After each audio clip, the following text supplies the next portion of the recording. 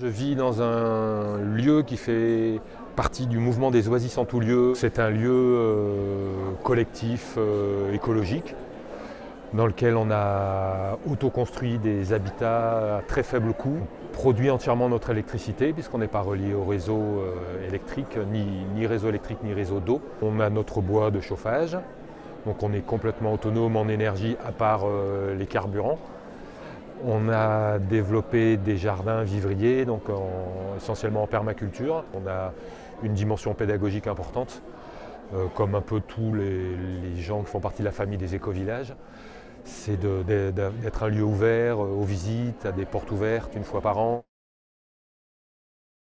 Le projet est né de la rencontre d'un propriétaire foncier, donc qui était un monsieur âgé, qui a un grand domaine, et de moi donc, qui était porteur d'un projet collectif, même si à l'époque il n'y avait pas encore de collectif. Et cette personne a mis à disposition du projet une parcelle de son domaine. Dès la première année des visites, donc ça a été faire connaître le lieu, parler du projet, ça a été rencontrer des personnes intéressées pour s'installer sur le lieu, donc ça a été construire un collectif. Le plus difficile, c'est l'écologie relationnelle, c'est l'écologie intérieure, donc c'est ça le plus difficile et le plus long. Après, ça a été la mise en place de jardins, ça a été très progressif puisque nous, ce qu'on a montré sur ce lieu, c'est qu'on pouvait faire des choses intéressantes, en tout cas au niveau de la réduction de l'empreinte écologique et au niveau de la cohérence, sans du tout de moyens financiers, de moyens techniques importants. Chacun a son habitat, chacun a son activité économique. Et après, ce qu'on fait collectivement, c'est qu'on gère un espace, c'est qu'on s'occupe de la dimension pédagogique ensemble. On n'a pas, par exemple, de repas collectifs obligatoires réguliers. On mange ensemble quand on a envie de manger ensemble, on se réunit régulièrement pour traiter ce qu'il y a à traiter, pour partager aussi le côté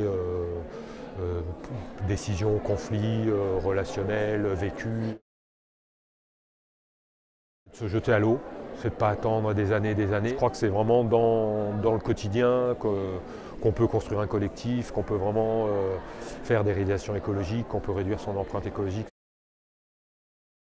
Moi, ça m'a permis d'être heureux pendant 16 ans, d'avoir une vie avec du sens, avec une cohérence aussi. Pour moi, c'est un mot qui est important.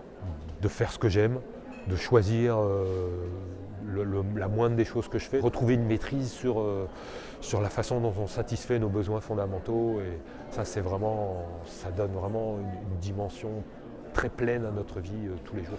Ça a vraiment été très riche et moi j'ai beaucoup appris et je pense que que ce lieu a quand même inspiré beaucoup de gens parce qu'on a vu passer des milliers de personnes.